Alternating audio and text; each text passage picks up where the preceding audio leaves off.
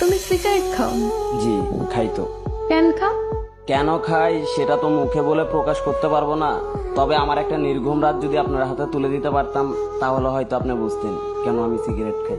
এখন থেকে আর কখনো সিগারেট খাবা না। কেন খাবো না? আমি বলছি তাই। কে আপনি? আর আমি আপনার কথাই বা কেন শুনবো? জানি না, আমি বলছি তাই শুনতে হবে। আপনি নিজেই তো নিজেকে ভালো করে জানেন না, আর আপনি আসতেন আমাকে শাসন করার জন্য। তুমি রাত যাবো? রাত জাগা পাখিরা রাত জাগবে, এটাই তো স্বাভাবিক। আজকে রাত থেকে ভালো ছেলের মতো তাড়াতাড়ি ঘুমিয়ে পড়বা। এই যে ম্যাডাম, 2-4টা ঘুমের ওষুধও আমাকে রাত জাগা থেকে বিরত করতে পারে নাই, আর আপনার মুখের কথায় আমার রাত জাগা থেমে যাবে বললেই হলো। জি, বললেই হবে। মুখের ওপর কথা বলবা, একদম মেরে সোজা বানিয়ে ফেলবো। আপনার কথা শুনে মনে হলো আমি একটা খেলার পুতুল, যেরকম নাচাবেন সেরকমই নাচবো। এত অবসর কেন তুমি? নিজেকে অগোছালো করে রাখতে ভালো লাগে তাই। নিজেকে গুছিয়ে রাখতে পারো না? যেখানে নিজের জীবনের প্রতি কোনো মায়া নেই সেখানে জীবনটা গুছিয়ে কি করবো? ও আচ্ছা, তুমি এত উৎসুক না কেন? খাওয়া তো ঠিক মতো করো না? পরিবারের জন্য মাথা ভর্তি টেনশন, প্রিয় মানুষের দেওয়া আঘাত। সকালের খানাটা ঘুমে ঘুমেই চলে যায়, দুপুরের খানাটা বিকাল 5টায়, রাতের খানাটা রাত 3টায়। তাহলে চিন্তা করেন শরীরটার কতটা ভালো থাকবে। এত এলোমেলো হয়েছে কিভাবে? খেলার বয়সে পরিবারের দায়িত্বটা কাঁধে, আর আপনার মতো একটা মেয়ের জন্য নিজের জীবনটা উৎসর্গ করে। ও আচ্ছা, মানুষটা ভুল ছিল, তাই ঠকে গেছো। আমি ঠকিনি, আমাকে ইচ্ছা করে ঠকানো হয়েছে। কিন্তু এরকম ভাবে জীবনে চলে না। কাল থেকে সকাল তাড়াতাড়ি উঠতে হয়, খাবার খাবার, পরে দুপুরে নামাজ পড়া, বাসায় এসে গোসল করবা, দুপুরের খাবার খাবা, আর রাতের খাবার 10টার ভিতর খেয়ে নিবা। 12টা অব্দি আমার সাথে কথা বলবা, তারপর 1 মিনিটও জেগে থাকবা না, বুঝতে পারছো? নির্ঘুম রাত, অনিয়মে খাওয়া, আর অগোছালো জীবন, সেটা হয়তো আমি আর কখনোই চেঞ্জ করতে পারবো না। এভাবেই হয়তো চলতে থাকবে আমার জীবন গাড়ির চাকা। আর আপনি যদি মনে করেন যে আপনি এরকম নির্দেশনা দিয়ে আমার মনে জায়গা করে নেবেন, তাহলে ভুল ভাবতেছেন, কারণ আমার মন দিল বলতে কিছুই নেই। তুমি তো দেখি অনেক কথা বল, যা বলবো ওইটা করবা। করবা মানে করবাই, না বললে মায়ের তো খাও নাই আমার হাতে, একদম সোজা করে ফেলবো। কাল থেকে আমার রুটিন শুরু তোমার লাইফে, মনে থাকো যেন। রুটিন শুরু করতে গিয়ে ব্লক লিস্টে পড়ে যান কিনা সেটা তো সঠিকভাবে বলতে পারতেছি না, কিন্তু ব্লক লিস্টে পড়ে গেলে সেটার জন্য আমি দায়ী নই। কিন্তু কোনো কিন্তু না, এখন বাইরে যা বলছে মনে থাকো যেন। আল্লাহ হাফেজ। আমি নিজেকেই তো ভালো করে মনে রাখতে পারি না, আপনার কথাটা মনে থাকবে কিনা তা আমি জানি না। আচ্ছা ঠিক আছে ভাই, আল্লাহ হাফেজ।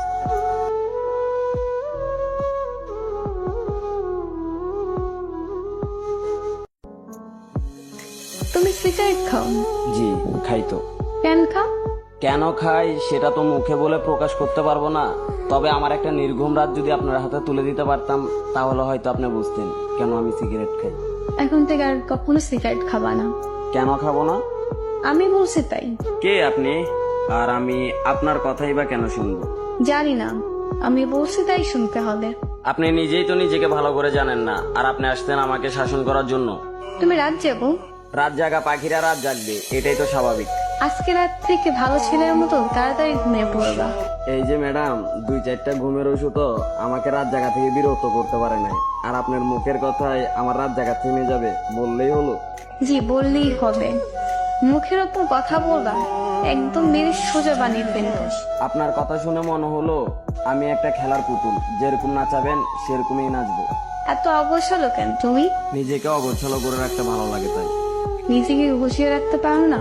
যেখানে নিজের জীবনের প্রতি কোনো মায়া নেই সেখানে জীবনটা গুছিয়ে কি করবো? ও আচ্ছা, তুমি এত উৎসুক না কেন? খাওয়া তো ঠিক মতো করো না? পরিবারের জন্য মাথা ভর্তি টেনশন, প্রিয় মানুষের দেওয়া আঘাত। সকালের খানাটা ঘুমে ঘুমেই চলে যায়, দুপুরের খানাটা বিকাল 5টায়, রাতের খানাটা রাত 3টায়। তাহলে চিন্তা করেন শরীরটার কতটা ভালো থাকবে। এত এলোমেলো হয়েছে কিভাবে? খেলার বয়সে পরিবারের দায়িত্বটা কাঁধে, আর আপনার মতো একটা মেয়ের জন্য নিজের জীবনটা উৎসর্গ করে। ও আচ্ছা, মানুষটা ভুল ছিল, তাই ঠকে গেছো। আমি ঠকিনি, আমাকে ইচ্ছা করে ঠকানো হয়েছে। কিন্তু এরকম ভাবে জীবনে চলে না। কাল থেকে সকাল তাড়াতাড়ি উঠতে হয়, খাবার খাবার, পরে দুপুরে নামাজ পড়া, বাসায় এসে গোসল করবা, দুপুরের খাবার খাবা, আর রাতের খাবার 10টার ভিতর খেয়ে নিবা, 12টা অব্দি আমার সাথে কথা বলবা, তারপর 1 মিনিটও জেগে থাকবা না, বুঝতে পারছো?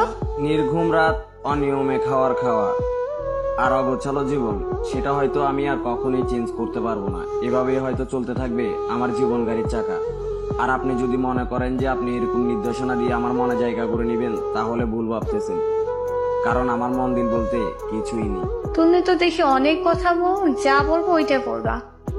করবা মানে করবাই, না বললে মায়ের তো খাও নাই আমার হাতে, একদম সোজা করে ফেলবো। কাল থেকে আমার রুটিন শুরু তোমার লাইফে, মনে থাকো যেন। রুটিন শুরু করতে গিয়ে ব্লক লিস্টে পড়ে যান কিনা সেটা তো সঠিকভাবে বলতে পারতেছি না, কিন্তু ব্লক লিস্টে পড়ে গেলে সেটার জন্য আমি দায়ী নই। কিন্তু কোনো কিন্তু না, এখন বাইরে যা বলছে মনে থাকো যেন। আল্লাহ হাফেজ। আমি নিজেকেই তো ভালো করে মনে রাখতে পারি না, আপনার কথাটা মনে থাকবে কিনা তা আমি জানি না। আচ্ছা ঠিক আছে ভাই, আল্লাহ হাফেজ।